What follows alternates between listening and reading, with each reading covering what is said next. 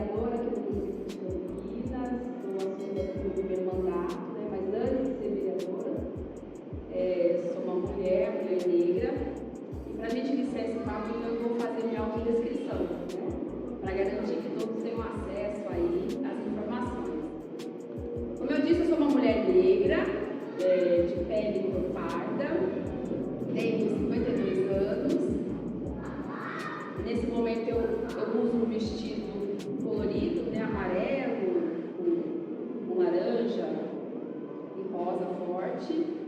Meu cabelo é preto, né, meu cabelo é crespo, mas eu estou com ele preso nesse momento, estou usando tranças, uso um óculos, uso um brinco de argola e uso um batom rosa forte no lábio. Eu gosto muito de cores fortes.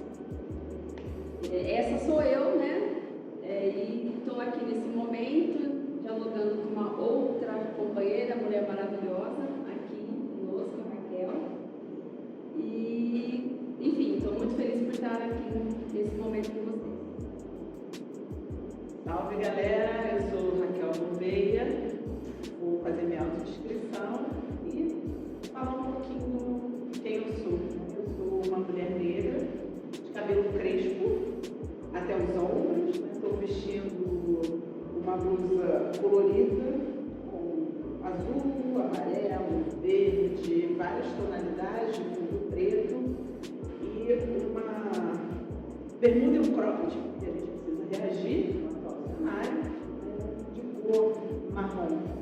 Eu sou uma mulher negra de pele parda e estou aqui hoje para conversar com a Guida, para a gente trocar sobre as nossas experiências, falar das nossas inquietudes desse lugar, né, seja na esfera legislativa ou no mundo acadêmico, e dos múltiplos enfrentamentos que a gente vivencia no cotidiano. Eu atualmente estou como professora universitária na Universidade Federal do Rio de Janeiro, mas também fazendo um pós-doutorado em Direito na PUC do Rio. Eu acho que a gente vai ter uma boa troca, não só pensando cenários, desafios, mas também como é ser mulher negra ocupando diferentes lugares de poder e se colocando também como intelectuais, como militantes, como pessoas que vão propor uma mudança da conjuntura. Isso aí. Bom, então vou falar então rapidinho um pouco de mim, um pouco mais, né? Como eu disse, né? Tenho 52 anos, eu sou funcionária pública aqui no município de Campinas, eu ocupo o cargo de monitora de educação infantil há 25 anos aqui no município. Também sou advogada e atualmente assumo a tarefa de vereadora. Eu disputei a eleição em 2020 e da bancada, eu sou uma vereadora do PT, né? Da bancada petista aqui eu fui a mais votada. Eu venho do mundo sindical, né? Sou militante sindical, minha militância foi constituída no movimento sindical, fazendo a defesa dos servidores públicos, do serviço público, né? Fortalecendo a luta pelo fortalecimento do serviço público, também da educação e principalmente da carreira, da categoria que eu pertenço, né? Como eu sou monitora de educação infantil, existe uma discussão nacional da discussão da carreira das monitoras. Aqui em Campinas a gente chama monitora, né? Tem outras cidades que é agente de desenvolvimento infantil. Hoje aqui em Campinas o cargo ele chama agente de educação infantil. O que é esse agente, esse monitor, enfim, né? O que é esse profissional? Na verdade nós costumamos dizer que nós somos professoras de fato, né? Porque nós assumimos a educação infantil. A educação infantil, para quem não sabe, é a primeira etapa da educação básica, né? E a educação infantil, como sendo da educação básica, ela é um espaço especializado, né, de educação, onde crianças de 0 a 6 anos, hoje um pouco menos, 0 a 5, estão ali, né, em contato com essa primeira etapa da educação, mas que não é reconhecido como tal. A gente sofre, é um preconceito muito grande, e aí eu quero já começar a entrar no nosso papo, né, bem rapidinho, ainda me contextualizando com quem eu sou. A gente sofre, uma porque é o espaço de educação infantil que tem esse olhar de preconceito de achar que por ser um espaço de educação com crianças muito pequenas, né, tem esse olhar que vem histórico, não dá a devida importância sendo como espaço educacional. Carrega ainda, né, o histórico muito de ter sido como creche, né, um espaço onde as crianças que estão lá atrás, as creches, né, no período histórico aí lá atrás, teve um contexto de ser um espaço onde as crianças que não tinham pais, né, geralmente, né, na sua maioria, porque as mães ficam com seus filhos, também na sua maioria ficam com seus filhos e os pais abandonam os seus filhos, né, era espaço para poder recolher, guardar essas crianças que não tinham, né, os pais ali, que eram abandonados pelos seus pais, ou, né, crianças de mãe solo.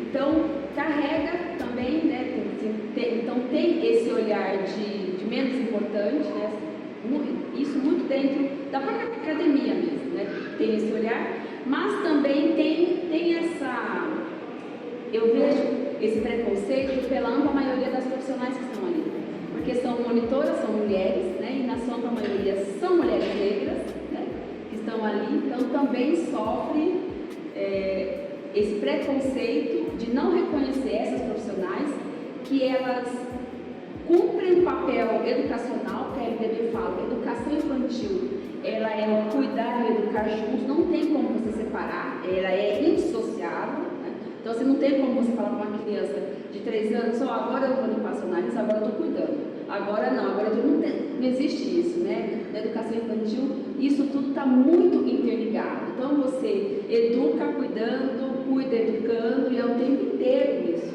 Mas as prefeituras, elas operam em que lógica? Elas contratam um contingente de profissionais, precarizam esses contratos, precarizam essas funções, e aqui em Campinas, para poder garantir o cumprimento da LDB, ela só contrata uma profissional professora, o resto são todas monitoras, com jornada maior, com salário, com remuneração menor. E a gente, quando a gente vai fazer o mapeamento de quem são essas profissionais, você vai ver que são mulheres negras, que prestaram concurso público, mas são negras, enfim. Então, por conta disso, é uma luta que a gente faz pelo reconhecimento da carreira dessas profissionais. Então, eu estou inserida nesse contexto já há bastante tempo, nesse contexto de luta, e eu acho que enquanto a gente não alcançar esse objetivo nosso, eu acho que eu não saio dela não me arredo o pé dela não. Então é isso, então eu sou essa pessoa, né? E só para terminar, sou sou a 9ª filha, né, de uma família de 10 filhos. Minha mãe e o meu pai, eles eram militantes, minha mãe e meu pai eram militantes de base do Partido Comunista, né? E eu recebo o nome da minha mãe, tanto nome como apelido, né? Meu nome é Margarida, de apelido Vida, todo mundo me conhece por Vida, não me conhece pelo meu nome, isso já me salvou várias vezes, muitas encrencas, inclusive. E eu herdo da minha mãe também, tanto essa atuação militante, né, que minha mãe tinha, e também eu herdo o nome dela. Então, sou essa mulher. Mais uma mulher negra, mais uma mulher periférica, mais uma mulher que está no contexto de luta aí, lutando contra o racismo e contra o machismo também. Maravilhosa, Guida. Não sei nem o que falar. Mas vamos começar. Tem muita coisa assim. Tenho certeza que tem. Tem que começar pela idade, né? Eu não disse a idade, mas vamos começar pela idade. Eu sou filha de Sérgio Gouveia, Carlos Augusto Passos, fruto de uma relação interracial. Por aí. Minha mãe era uma mulher branca e meu pai era um homem negro. Minha mãe tinha escolaridade de ensino superior e ela era pedagoga. Então, eu tenho um tesão, prazer em estudar, muito pelo estímulo, né? Você falando de educação infantil, e ela, desde que eu me entendo por gente, ela botava a gente para ler. Tem uma diferenciação do meu pai, um homem negro, sem formação, ele não terminou o ensino fundamental, então ele tinha muita dificuldade de ler e escrever. Ao mesmo tempo você era estimulado, mas tinha por outro lado alguém que tinha dificuldade. eu sou uma pessoa que é marcada na vida, né, pela história da leitura. Você está falando do meu trajeto profissional. Por mais intelectual que minha mãe fosse, ela era uma pessoa que tinha um sofrimento psíquico grave e por muito tempo eu agenciei, vivenciei, né, ela sendo internada no hospital psiquiátrico. Desde que eu me entendo por gente até o falecimento dela, foi o ano passado, então a gente produzia o cuidado de saúde mental. E eu estou partindo daí, porque a minha atuação política, acadêmica, de vida, ela é toda atravessada pelo debate da saúde mental. E eu sempre falo que eu sou militante antimanicomial desde que eu sou criancinha, e é verdade, por conhecer o manicômio e por sentir as marcas do manicômio, não como usuária, mas como familiar, né? Ver a mãe, aquela figura da mãe. E quando eu entro na universidade, todos os estudos são na universidade pública, né? Com financiamento público, depois do doutorado, agora nesse segundo pós-doutorado é que eu estou na PUC. E foi na universidade que eu comecei a conhecer sobre saúde mental, reforma psiquiátrica, luta antimanicomial. E isso mudou a minha vida e a vida da minha família. De militância. E foi por meio da militância na universidade, né, no centro acadêmico, que eu saio da universidade e falei, eu preciso continuar militando e vou para o Movimento Nacional da Luta Antimanicomial. Eu sou militante antimanicomial. E meu compromisso hoje, como sou assistente social de formação, mas meu compromisso ético-político dentro da universidade é não só formar quadros, mas também construir uma perspectiva antimanicomial que seja antirracista. Né? E eu falo isso não só como uma mulher negra, mas como os nossos corpos e as nossas subjetividades sempre foram patologizados. Você deve ver isso na escola, né? Que quando a criança tem aquela irritabilidade, ela tem seu histórico de violência, e a primeira coisa que a escola faz é encaminhar psicólogo, psiquiatra, né? E que tem marcações ali importantes que tem a ver com a violência estrutural, com a misoginia, com o racismo, e o quanto é culpabilizado o indivíduo, né? Então você medicaliza. Então, hoje eu venho nessa construção, junto com a minha história de vida, muito estimulando aos alunos e alunas negros, né, que vão pensar o debate da saúde mental e suas múltiplas interfaces, mas também da sua localização e de uma produção de sofrimento que fica invisível, que é ser negro numa sociedade antinegra, né? Aquilo que nos bate todo dia. Eu sei que hoje você é vereadora, mas você deve enfrentar isso na Câmara. Eu chego na universidade e me pergunto se realmente eu sou professora. Se realmente, o que eu estou fazendo ali? Quem você é? Você tem cara de aluna. Tudo bem, gente, vou revelar a minha idade, né? Eu tenho 38 anos, então eu não tenho cara, eu tenho perfil. Dizer professora, as pessoas ficam espantadas, nossa, você está fazendo o segundo pós-doutorado? Como é que é isso? Não, é isso, gente. Eu sou um pouco nerd, mas também sou muito maromba, gosto de malhar. Um novo perfil, né, pensando na saúde como um todo, porque o próprio racismo nos mata. Quem é que mais acessa o sistema de saúde? É a nossa população. Quem é que morre de doenças evitáveis? É a nossa população. A população negra, pobre, favelada, periférica, que vai sofrer de diabetes, hipertensão, doenças cardiovasculares, que vai tomar psicotrópicos, principalmente as mulheres negras.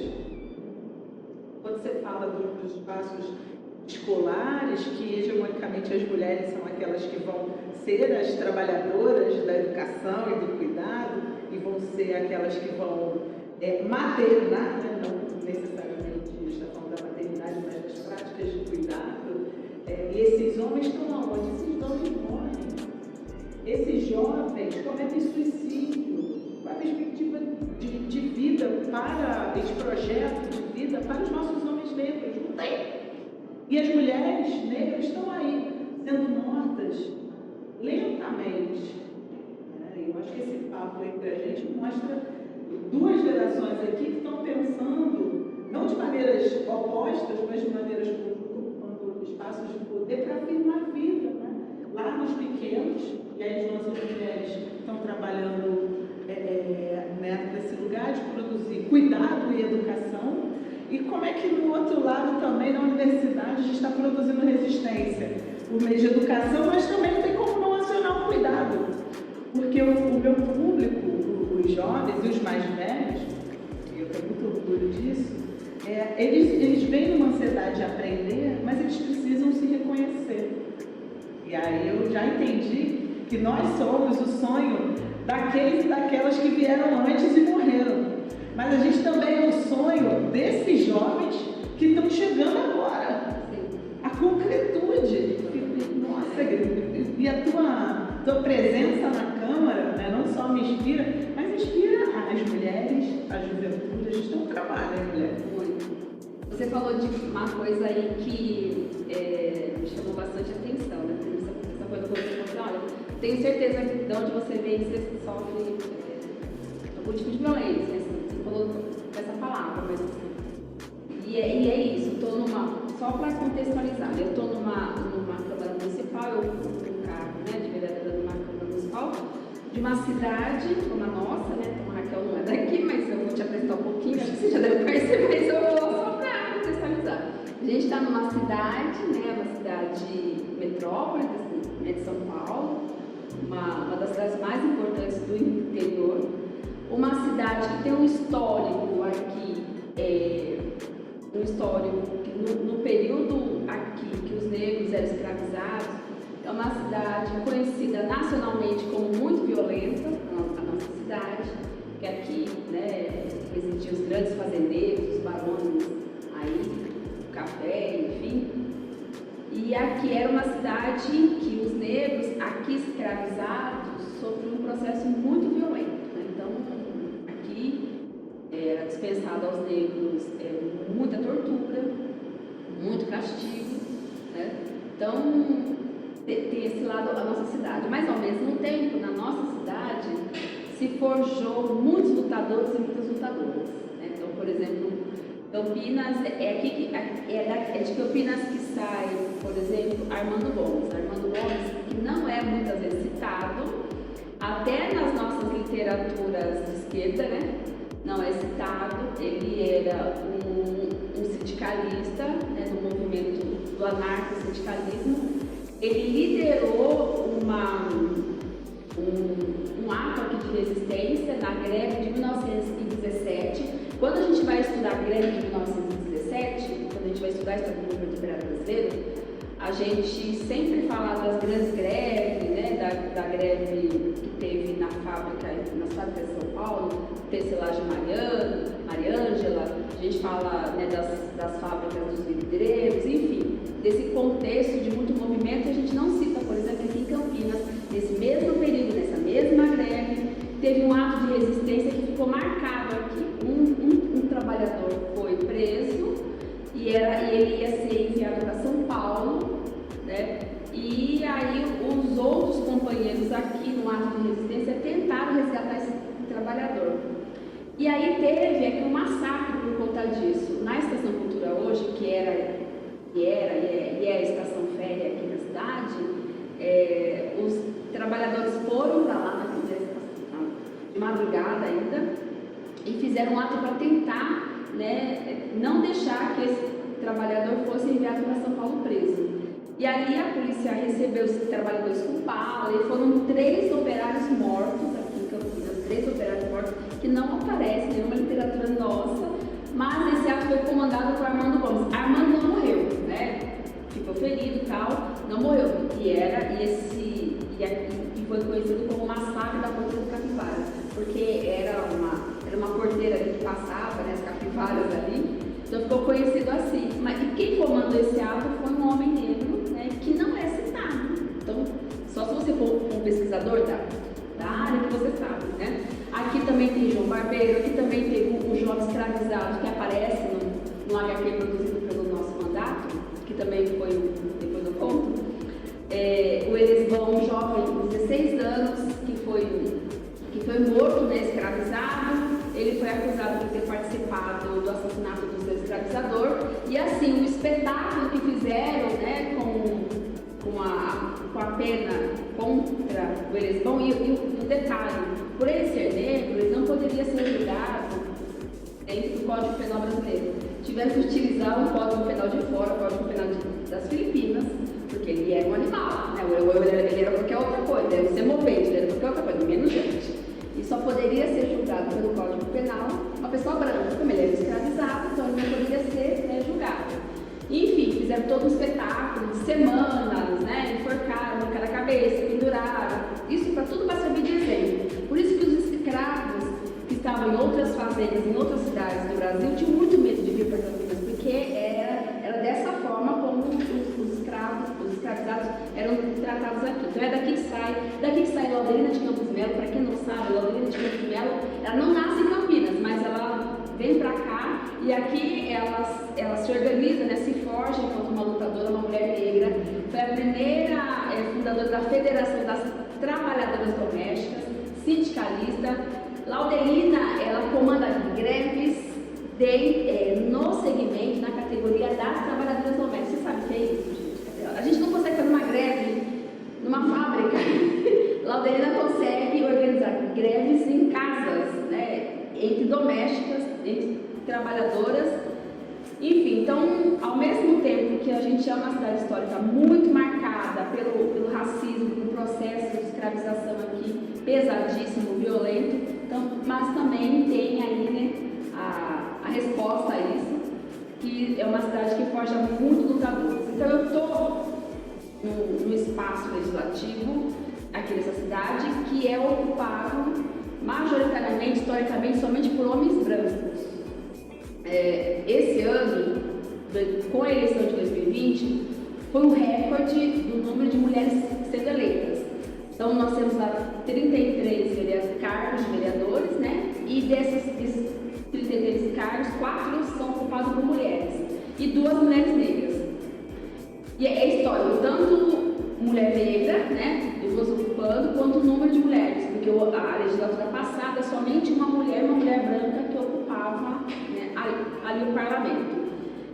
E para tentar dialogar com você, Raquel, das coisas que você disse, nós tivemos desde 2020, né, quando a gente assume naquele contexto de pandemia, de 2020 para 2021, não minto, de 2021 para 2022, a gente teve um processo pesadíssimo contra a vereadora Paola, que é a vereadora companheira de bancada minha, do PT também, que é uma jovem negra, né, LGBT. Ela sofre um processo ali pesadíssimo de racismo. Um determinado dia, um vereador bolsonarista da extrema-direita convoca um grupo de pessoas para protestar lá contra o passaporte da vacina, um grupo que era anti-vacina, que falava que vacina mata. Naquele momento nós tínhamos um projeto para ser votado, a vereadora Paola sobe para poder fazer defesa do projeto que era da pauta da comunidade negra, que era a defesa do conceito da comunidade negra, e aí uma pessoa de lá vai e chama a vereadora Paola de preta luxo. Enfim, isso, né, se vocês quiserem entrar nas redes sociais, nossa, isso daí abalou Campinas, a gente foi para cima, foi um processo pesadíssimo de defesa dessa vereadora que nós fizemos, inclusive, a minha companheira, né, companheira nossa ali de bancada. E o outro momento, o outro evento que caracteriza mais uma vez essa violência política de gênero e violência política por sermos também mulheres negras, aconteceu recentemente comigo, porque o nosso mandato, nós organizamos um HQ, que é uma história em quadrinhos, né? Territórios Negros, Nosso Espaço Vem de Longe, que é o mapeamento dos territórios negros da cidade de Campinas, né? A gente faz esse contexto, esse mapeamento. Também a gente contextualiza ali processos de higienização que houve na cidade, expulsão da população dentro de determinados territórios que hoje é o território, né, de classe média alta, mas historicamente ele era ocupado pela população dele que residia ali. Então a gente faz todo esse mapeamento histórico e a gente, e é um HQ muito lindo, que os educadores da cidade adoraram, porque ele é feito à mão, desenhado por um artista, por um cartunista, a partir de registro de fotos, de relatos, muitos de fotos. Ele faz todo esse mapeamento, ele mapeia todas as entidades, casas de cultura, enfim, tá aqui, chegou aqui na minha mão. Ele é lindo esse material, porque ele é muito feito à mão, fala Casa de Cultura Tainão, do fungos, fala da lavagem das escadarias, que é um evento que acontece, eu vou mostrar aqui, é um evento que acontece organizado por 2 mulheres religiosas de matriz africana.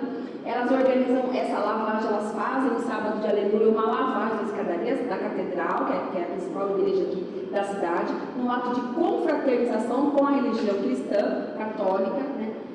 Então a gente retrata sobre esse momento, a gente fala da Casa de Cultura Tainã, que é uma casa de cultura que faz aqui a discussão da comunicação do software livre, mas também tem um projeto lindíssimo que é plantar baobás na cidade como um todo. Para quem não sabe o que é um baobá, que é uma árvore africana, de território africano, que tem aí uma possibilidade de mais de 1000 anos de vida. Imagine uma civilização nascendo, né? Civilizações nascendo e morrendo do baobá firme ali, por isso que é tão considerado pela população negra. Enfim, a gente faz esse mapeamento, né? Por 2 motivos, assim, por vários motivos, para homenagear os territórios, mas tem 2 motivos aqui muito importantes para nós.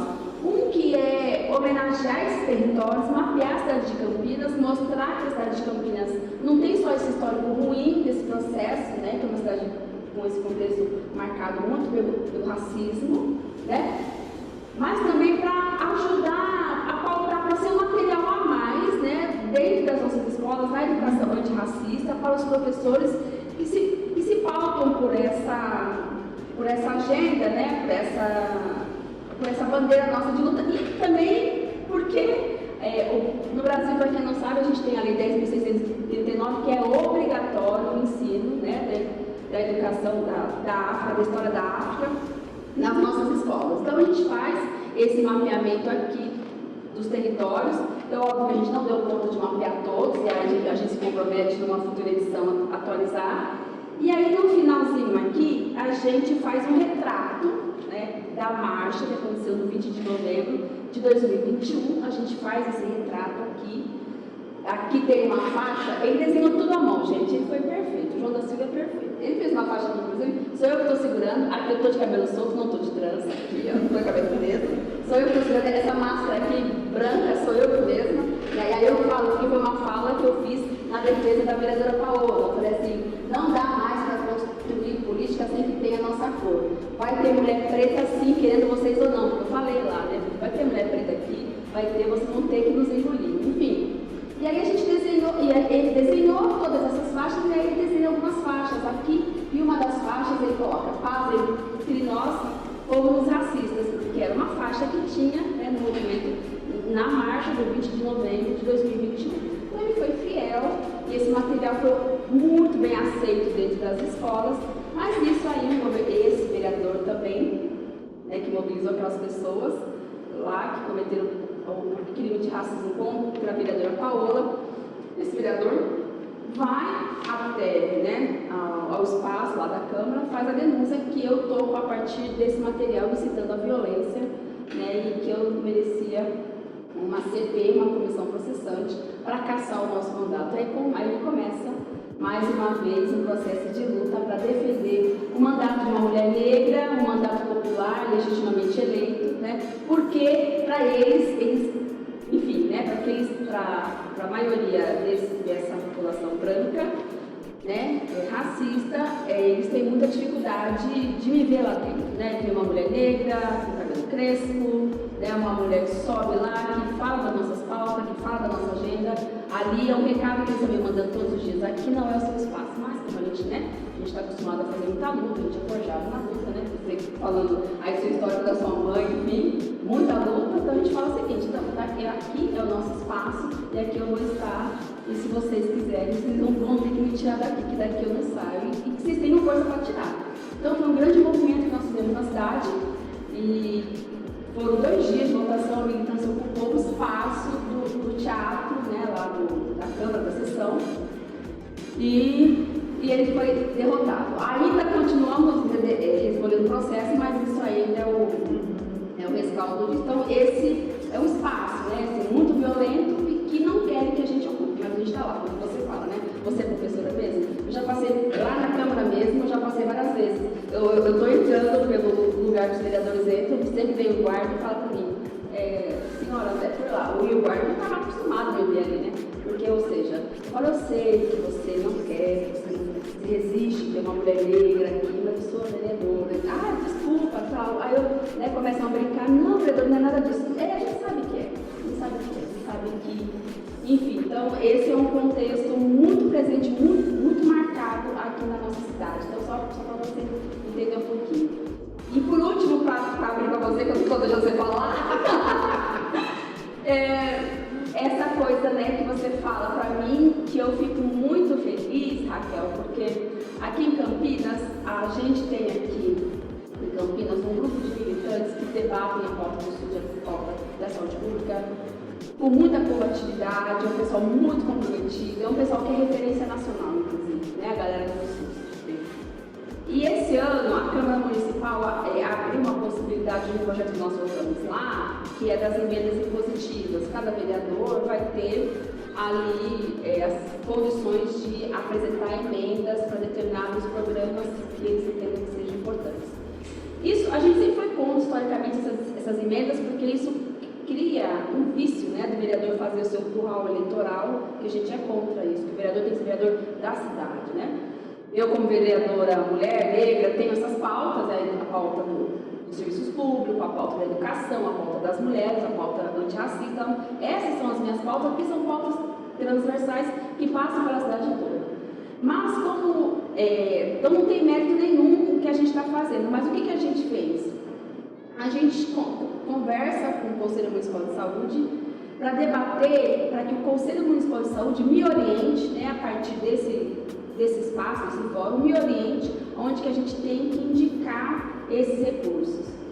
E aí eu fui assim, falei, olha, eu gostaria que indicasse para projetos, que a gente sabe que a administração não encampa, embora esteja lá no planejamento, seja obrigatório a fazer.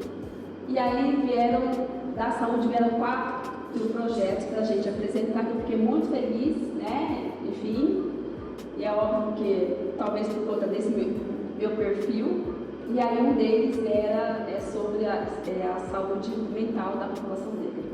Veio para que a gente possa apresentar, então, parte dos nossos recursos, que não é pouco. Então, assim, né, a administração, aqui a Secretaria Municipal de Saúde, que não implementa, né, esses projetos importantíssimos para a nossa população periférica, para nós que mais sofremos, vai ser obrigada a tirar do papel esse projeto. E aí eu estou muito feliz por ter sido a vereadora que vai apresentar. Estou muito mais feliz porque você está aqui do meu lado, então parece que tudo deu certo, né?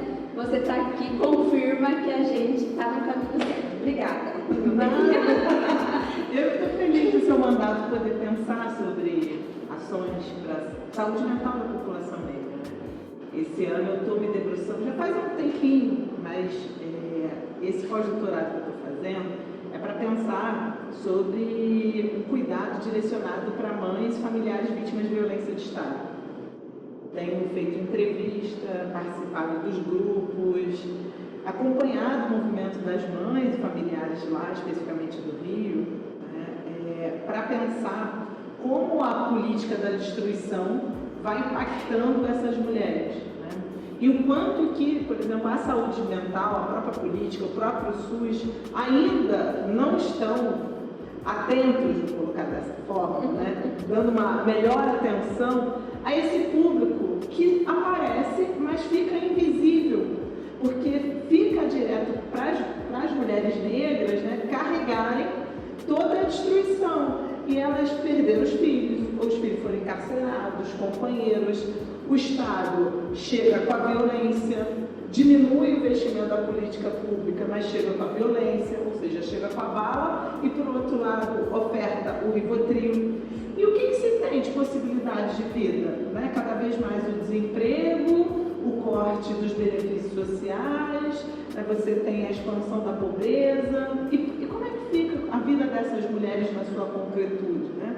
Óbvio que tem muitas ações de produção de vida, e aí a mobilização social, encampada muito pelas mulheres negras, né? Os coletivos, mas há mulheres que não vão chegar nesses espaços, e elas estão ali no processo de sofrimento ou adoecimento. Né?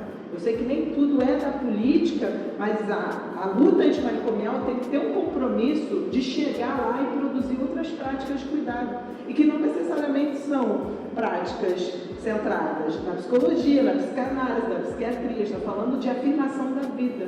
Por isso que a pauta para mim da saúde mental não é centrada nos especialistas, e sim na afirmação da vida. Se você não tem saneamento básico, se você vive num constante território de violência, corte na educação, né, inúmeras questões se apresentam para a sua vida, óbvio que você vai ter um sofrimento. E algumas pessoas vão adoecer. E não basta dar-lhes remédio. É mais do que isso, né? A gente está reivindicando a vida. Então, o seu mandato pensar isso, principalmente aqui em Campinas, com esse histórico, né, enraizado na estrutura estrutural do município de destruição, está mostrando uma afirmação da vida, da valorização do território, da recuperação da nossa história, que nós somos protagonistas. E uma das coisas que o racismo faz é silenciar e apagar, né? Não dizer sobre o benefício que a branquitude tem, porque não estava acostumado com a gente chegou, tá? A gente representa. Agora, sustentar não tem como ir sozinha, por isso que a gente está aqui trocando uma ideia com a galera para fortalecer. Eu não vou sozinha, você não vai sozinha, a gente vai de maneira coletiva, né? Então, isso já é uma forma da gente questionar esse silêncio que por muito tempo, tanto a universidade quanto o parlamento sustentaram. Não vamos dizer sobre o mito da democracia racial. Vamos dizer sim. Agora vamos se posicionar, vai ser racista, a gente vai botar o dedo. A gente produz aqui, a gente escreve, a gente registra, né? O protagonismo, nós somos, mas também outros vieram antes da gente. Como é que a nossa juventude, como é que a infância, né? Como é que a gente dá a valorização daqueles que protagonizaram antes da gente e que não ganharam destaque? E aí esse é o nosso papel de trazer para a cena. Óbvio que é importante dizer, né, gente, que a nossa população sempre passou o conhecimento pela oralidade, porque esses espaços institucionais não eram nossos espaços são outros, é pé na terra, é troca, né, tem uma hierarquia ancestral, são outras coisas, são outras produções de lugares, cuidados e práticas que a gente agora traz para dentro dos espaços institucionais, né? E faz aquilombamento, estamos aqui aquilombando, produzindo resistência. E o quanto que o racismo acha que nós todos somos iguais, né? Homogeneizando a nossa experiência. Já vai mais uma preta, então ela tem que entrar lá por trás. Não. Você tem o seu lugar, eu tenho o nosso lugar, nossos ancestrais, aqueles que vão chegar com a gente. Esse é o nosso papel, né? Afirmar as nossas diferenças enquanto indivíduos, mas afirmar que a população negra produz conhecimento, produz saúde, produz resistência, produz cuidado, né? Trazer coisas que a branquitude vai se incomodar, e tem que se incomodar mesmo, porque isso tem a ver com o próprio pacto da branquitude de se representar, né? E representar a humanidade. Na verdade, o conhecimento é múltiplo, não é apenas deles. Na verdade, a gente vai desconstruir essa noção universal de humanidade. Então, aqui produzindo, né, vereadora? Com certeza. Eu estou muito feliz da gente poder se conhecer e trocar e nos ensinar de fato. Eu estou, adorei muito conversar contigo, te conhecer. Acho que mais coisas aqui. Dá, com certeza dá. Vamos trocar figurinhas, vamos trocar. Muito bom. Acho que é isso, né? Ter a gente cada vez mais fortalecida, dialogando, conversando. E você, assim, com a tua fala, né? Muito importante essa coisa da saúde, das mulheres. Isso me impacta muito. A gente tem tido, nesse período que a gente está, nesse período, a gente está em outubro, né? Desde outubro agora. Nesse período de campanha, que eu tenho feito muita campanha, a gente tem conversado com muita gente na rua, que a gente dialoga nos territórios, é isso. Então, assim, são diversas mulheres sofrendo muita violência, né? Violência no trabalho, nos territórios, violência doméstica, enfim. Então, ter você lá pesquisando, estudando pra gente. É isso. E com certeza, eu quero ter acesso ao seu livro, quero ter acesso ao seu trabalho, quero ler pra gente poder me respaldar quando eu subir lá em cima e falar, olha.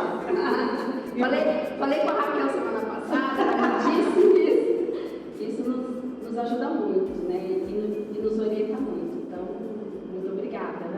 Muito obrigada mesmo pela tua experiência, pelo teu tempo de dedicação de estudo.